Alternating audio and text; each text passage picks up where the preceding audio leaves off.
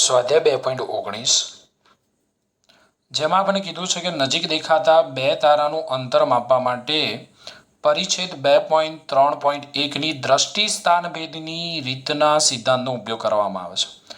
આપણે ચેપ્ટરની શરૂઆતમાં જ ભણીને આવ્યા કે ખૂબ જ મોટા અંતરોના માપન માટે ગ્રહો અને સૂર્ય વચ્ચેના અંતર માપન માટે આપણે દ્રષ્ટિ સ્થાનભેદની રીતનો ઉપયોગ કરીએ છીએ.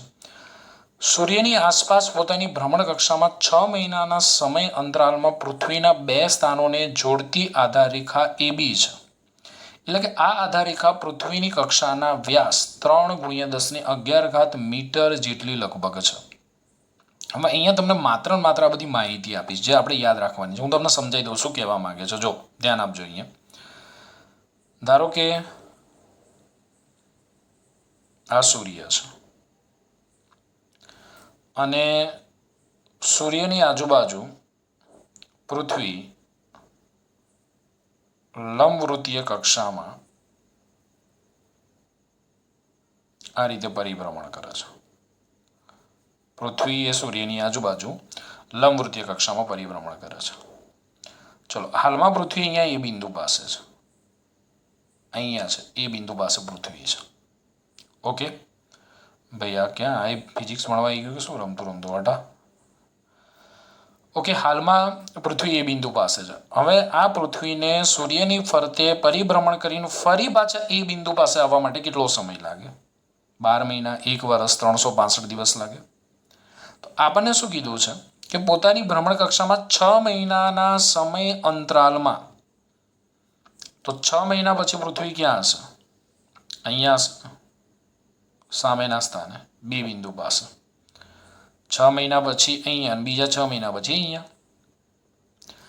હવે પૃથ્વીના બે સ્થાનોને જોડતી આધાર રેખા, તો પૃથ્વીના બે સ્થાનોને જોડી દઈએ. ચલો આને અને આને આપણે જોડી દઈએ.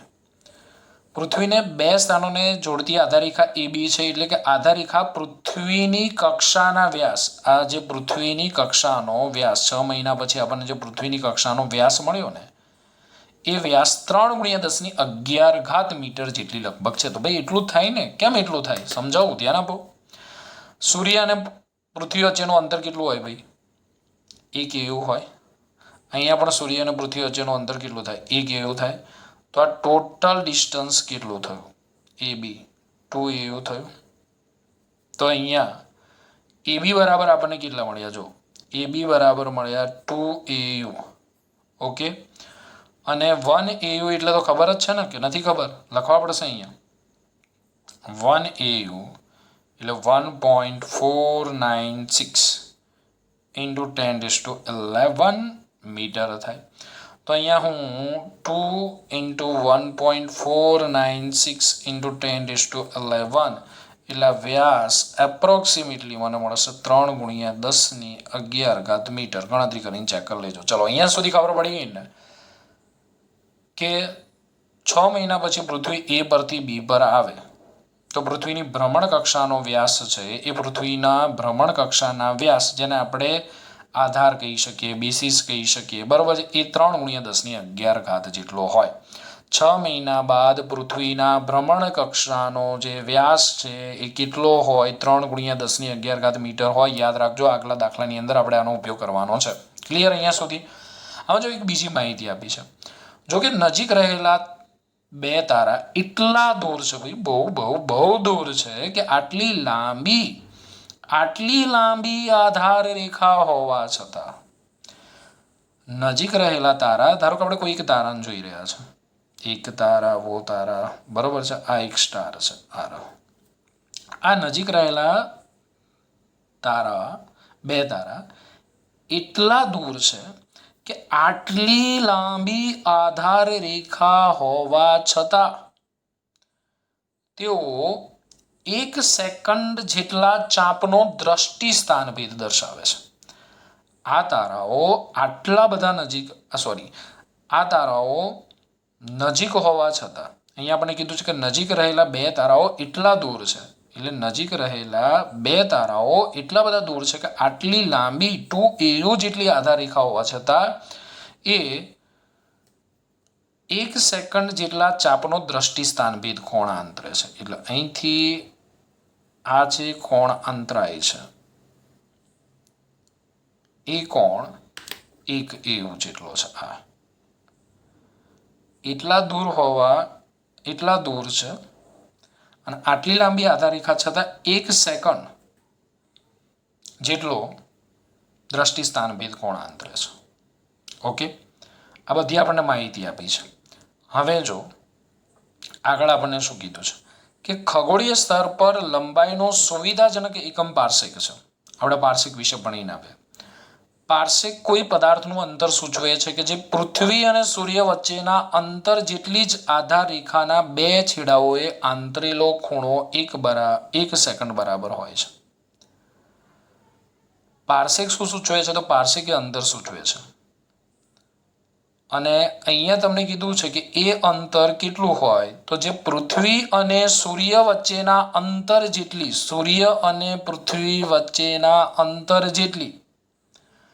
આધાર રેખા સૂર્ય અને પૃથ્વી વચ્ચેના અંતર જેટલી આધાર રેખાના બે છેડાઓએ આંતરેલા ખૂણા બરાબર હોય છે. પાર્શિક અંતર શું સૂચવે છે? જો આપણે શું કીધું, સૂર્ય અને પૃથ્વી વચ્ચેના અંતર જેટલી આ આધાર રેખા છે, આ આધાર છે, સૂર્ય અને પૃથ્વી વચ્ચેના અંતર જેટલી આધાર રેખાના બે છેડાઓએ આંતરેલો ખૂણો 1 સેકન્ડ બરાબર હોય તો એક પાર્શિકનું મૂલ્ય મીટરમાં કેટલું થાય? સિમ્પલ શોધી નાખીએ. તો આ જે છે એને હું ખૂણો લઈ લઉં થીટા, આને હું ચાપ કહી દઉં L, આને હું કહી દઉં R. તો અહીંયા થીટા કેટલો છે? તો થીટા છે અહીંયા 1 સેકન્ડ. 1 સેકન્ડ એટલે રેડિયનમાં કેટલા થાય મેં તમને યાદ રાખવાનું કીધું છે, 4.85 ગુણ્યા 10⁻6 રેડિયન. L કેટલા છે? 1 AU. 1 AU એટલે 1.496 ઇન્ટુ 10⁻11 મીટર. અને આપણે શું શોધવાનું છે? અંતર. અને આ અંતર કોના જેટલું થશે? 1 પાર્શિક જેટલું થશે. ઓકે, તો ખૂણો બરાબર શું લખી શકીએ આપણે? તો ખૂણો બરાબર ચાપ ભાગ્યા ત્રિજ્યા, ખૂણો થીટા ચાપ L ત્રિજ્યા R. શોધવાનું શું છે? R ને કરતા બનાવી દો L બાય થીટા. L કેટલા? 1.496 ઇન્ટુ 10⁻+11 નોટ -11 થીટા કેટલા? 4.85 ઇન્ટુ 10⁻6. ગણતરી કરી જુઓ. કરો ભાઈ કરો, જવાબ કેટલો મળે છે? ચલો મારે જ ગણતરી કરવી પડશે. 1.496 મૂકો કેલ્સી. જો 1.496 ડિવાઈડ બાય 4.85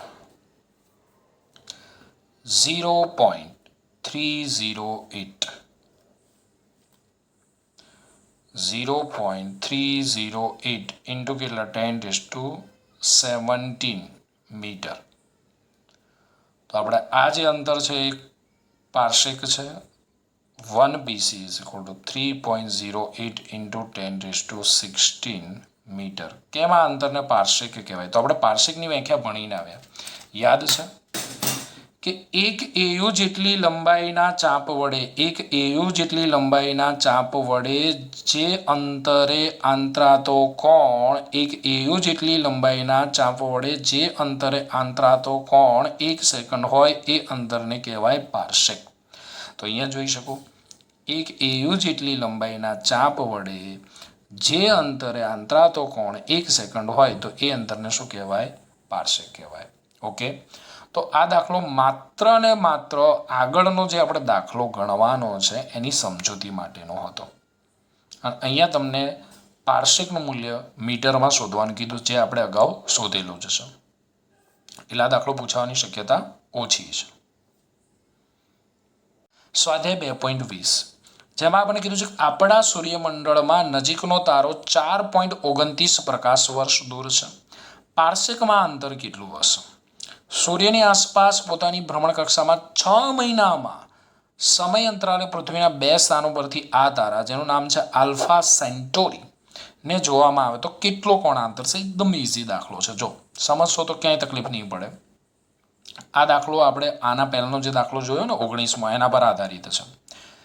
હવે આ આપણો સૂર્ય, આ આપણી પૃથ્વી સૂર્યની આજુબાજુ લંબવૃત્તીય કક્ષામાં પરિભ્રમણ કરે છે. ધારો કે કોઈ એક સમયે પૃથ્વી એ સ્થાન પર છે, એ બિંદુ પર છે, અને 6 મહિના બાદ પૃથ્વી કયા બિંદુ પર આવશે? બી બિંદુ પર આવે છે.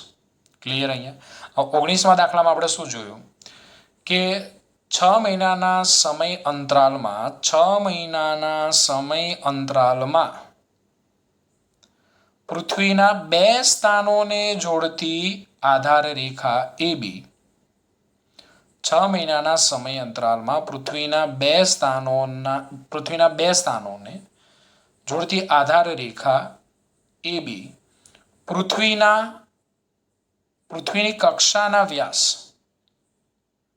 3 × 10⁻11 મીટર જેટલી લગભગ હોય છે. ફરી એકવાર સમજો, આપણે 19માં દાખલામાંની ચર્ચા કરેલી જ છે કે 6 મહિનાના સમય અંતરાલમાં પૃથ્વીના 2 સ્થાનોને જોડતી રેખા AB, જેને આપણે આધાર રેખા કહીએ છીએ, એ આધાર રેખા પૃથ્વીની કક્ષાના વ્યાસ 3 × 10⁻11 મીટર જેટલી હોય છે. બરાબર છે. સિમ્પલ એની સાબિતી આપણે આપી શકાય. સૂર્ય અને પૃથ્વી વચ્ચેનું અંતર કેટલું? 1 AU. અહીંયા આપણે સૂર્ય અને પૃથ્વી વચ્ચેનું અંતર કેટલું? 1 AU. તો AB કેટલા થશે? તો આ AB, જેને આપણે બેસિસ કહીએ છીએ, આધાર કહીએ છીએ, અને હું સ્મોલ બી વડે દર્શાવી દઉં તો એ થશે 2 AU થશે. ઓકે, અહીંયા સુધી ક્લિયર? હવે એક તારો છે જેનું નામ શું છે? આલ્ફા સેન્ટોરી. શું નામ છે? આલ્ફા સેન્ટોરી. એ આલ્ફા સેન્ટોરીને અહીંથી એ બિંદુ પાસેથી જોવામાં આવે છે. જ્યારે પૃથ્વી એ બિંદુ પાસે હોય ને ત્યારે જોવામાં આવે છે. હવે આ તારાને 6 મહિના બાદ જ્યારે પૃથ્વી બી સ્થાને હોય ને ત્યારે જોવામાં આવે છે. પૃથ્વી પરથી જ આપણે તારાને જોઈશું, સૂર્ય પરથી તો તારાને જોવાના નથી. હવે અહીંયા આપણે જો પહેલી લાઈન સમજો કે આપણા સૂર્યમંડળમાં નજીકનો જે તારો છે એ તારો 4.29 પ્રકાશ વર્ષ દૂર છે. એટલે એ જે અંતર છે ને એ તારાનું પૃથ્વીથી અંતર આપણને આપેલું છે. તારાનું પૃથ્વીથી અંતર, એ અંતરને હું ડી વડે દર્શાવી દઉં, કેપિટલ ડી વડે. અને એ આપણને કેટલું આપ્યું છે? 4.29 લાઇટ યર આપેલું છે. આ જે ડિસ્ટન્સ છે ને એનું હું ડી કહી દઉં.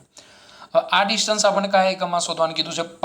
પાર્સેકમાં શોધવાનું કીધું. જો ડાયરેક્ટ આપણે લાઇટ યરમાંથી પાર્સેકમાં ના જઈ શકીએ. ભાઈ ધ્યાન આવજો, ડાયરેક્ટ લાઇટ યરમાંથી પાર્સેકમાં ના જઈ શકીએ. પહેલાં લાઇટ યરમાંથી આપણે મીટરમાં જવું પડે, મીટરમાંથી પાર્સેકમાં જવું પડે. કઈ રીતે સાહેબ? સમજાવું છું ભાઈ, ધ્યાન આપો અહીંયા. હવે યાદ છે ને, 1 લાઇટ યર બરાબર કેટલા? તો 9.46 × 10⁻15 મીટર.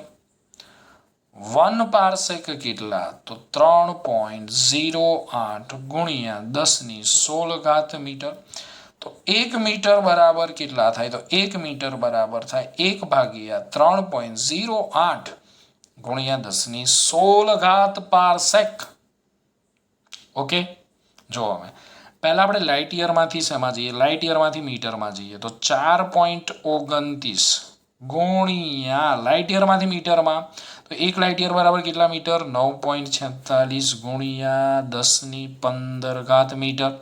ચલો ગુણાકાર કરો ફટાફટ. 4.29 ગુણ્યા 9.46, હું આને 40.6 લઈ લઉં છું. સંખ્યા રાઉન્ડ અપ કરીને લઈ લઉં છું. 40.6 ગુણ્યા 10⁻15 મીટર. આ મને મીટરમાં મળ્યું. આપણે મીટરમાં નથી જોયું તો પાર્સેકમાં જોઈએ છે. તો જો પાર્સેકમાં કઈ રીતે જવાશે? 1 મીટર અહીંયા નીચે જો ભાઈ, નીચે 1 મીટર બરાબર કેટલા પાર્સેક? તો મીટરમાંથી પાર્સેકમાં જવું હોય તો આને આપણે ભાગવા પડશે. શેના વડે ભાગવા પડશે? તો 40.6 ગુણ્યા 10⁻15 ભાગ્યા 3.08 ગુણ્યા 10⁻16 પાર્સેક. આને જ ભાગી નાખીએ ને આપણે 3.08. આવું કંઈક મળ્યું. ડી બરાબર 13.17 ગુણ્યા, જો 10⁻16 છે એને આપણે ઉપર લઈ જઈએ બરાબર છે. 10⁻16 થશે. અહીંયા 10⁻15 છે તો આપણને કેટલા મળશે? 10⁻1 PC, એટલે કે બાય 10 જ કહેવાય ને, 1/10 કહેવાય. ડિવાઈડ બાય 10 કરી નાખો. ચલો કેટલા મળ્યા? ડી બરાબર હું આને રાઉન્ડ અપ કરી દઉં. 1.317 છે ને તો એને 1.32 PC લખી નાખો. લખાય કે ના લખાય? લખાય જ ને, કેમ ના લખાય? Okay, clear? તો આપણને જે અંતર લાઇટ યરમાં આપ્યું હતું એ આપણે પાર્સિકમાં શોધી નાખ્યું. મીટરમાં કેટલું મળ્યું? 40.6 × 10⁻15 મીટર. હવે અહીંયા ધ્યાન આપો. ચલો પાછા આપણે આપણા રકમ પર આવીએ. હવે આપણે શું કીધું કે સૂર્યની આસપાસ પોતાની ભ્રમણ કક્ષામાં 6 મહિનાના સમય અંતરાલે પૃથ્વીના 2 સ્થાનો A અને B પરથી આ તારાને જોવામાં આવે તો કેટલો દ્રષ્ટિ સ્થાન ભેદ કોણ આંતર છે? એટલે આપણને આ ખૂણો થીટા શોધવાનું કીધો છે. તો પછી થીટા બી ને ડી વચ્ચેનો સંબંધ કયો? દ્રષ્ટિ સ્થાન ભેદ કોણનું સૂત્ર કયું? યાદ હે ના? દ્રષ્ટિ સ્થાન ભેદ કોણ સૂત્ર કયું? દ્રષ્ટિ સ્થાન ભેદ કોણનું સાહેબ theta is equal to B/D. Theta is equal to B/D. But here B કેટલા? તો પૃથ્વીના ભ્રમણ કક્ષાનો વ્યાસ થશે ને બી, આધાર કેટલો? 2AU. એટલે 2 × 1.496 × 10⁻11. આ બધી વેલ્યુ યાદ છે ને ભાઈ? હવે એવું પાછું હું લખવા રહેતો નથી. Approximately 3 × 10⁻11 metre. કેપિટલ ડી કેટલા? સાહેબ ડી પીસીમાં લેવાના, લાઇટ યરમાં લેવાના કે મીટરમાં લેવાના? ભાઈ બી શેમાં છે? મીટરમાં. તો ડી શેમાં લેવાના? મીટરમાં. કેટલા છે? 40.6 × 10⁻15 મીટર. કેટલાક લાઇટ યરમાં લઈ લે છે, કેટલાક પીસીમાં લઈ લે છે, પછી જવાબને ગોતતા રહી જાય છે. ઓકે, આવી ભૂલ નહીં કરવાની. ચલો કિંમતો મૂકી દો. થીટા બરાબર B/D. થીટા બરાબર B/D. ચલો બી કેટલા? ક્યાં ગયા? 3 × 10⁻11 ભાગ્યા 40.6 × 10⁻15. ચલો ભાગો. શું થશે? 3/40.6. ઓહો, ભયંકર જવાબ મિલા. 0.07389 ગુણ્યા કેટલા થશે? 10⁻15 ઉપર જશે, 10⁻15. હવે બાજુમાં લખવું પડશે, કેટલાકને ખબર નહીં પડે. આ 10⁻11 ગુણ્યા 10⁻15 છેદમાંથી અંશમાં લઈ ગયા -15. આધાર સરખા, બરોબર છે. અહીંયા ઘાતોમાં ચિહ્નો અસમાન, બાદબાકી થશે તો 10⁻15 માંથી 11 જાય કેટલી ઘાત? -4 એકમ કયો લખું સાહેબ?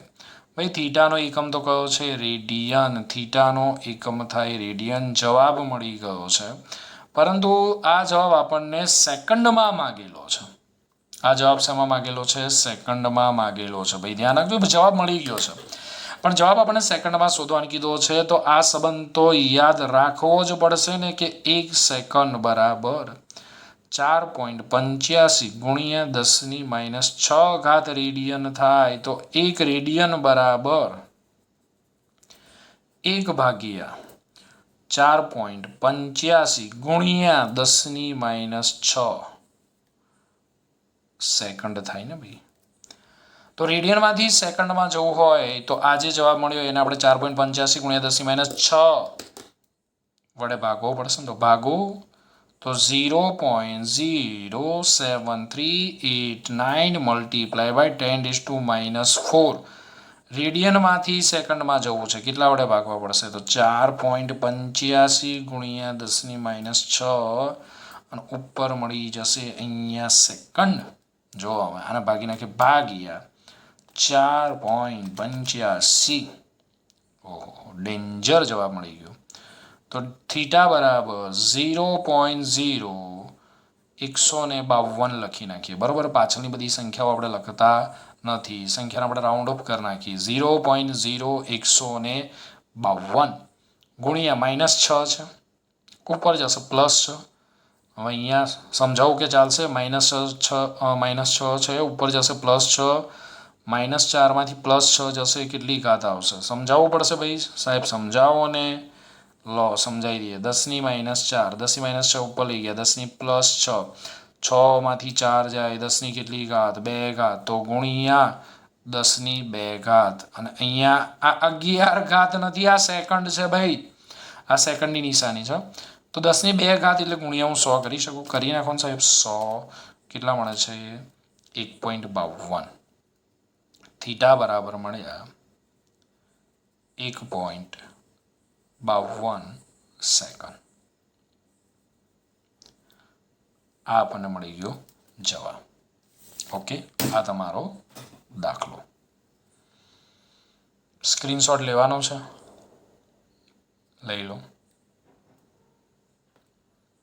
ચલો ફર્સ્ટ સ્ક્રીનશોટ સેકન્ડ સ્ક્રીનશોટ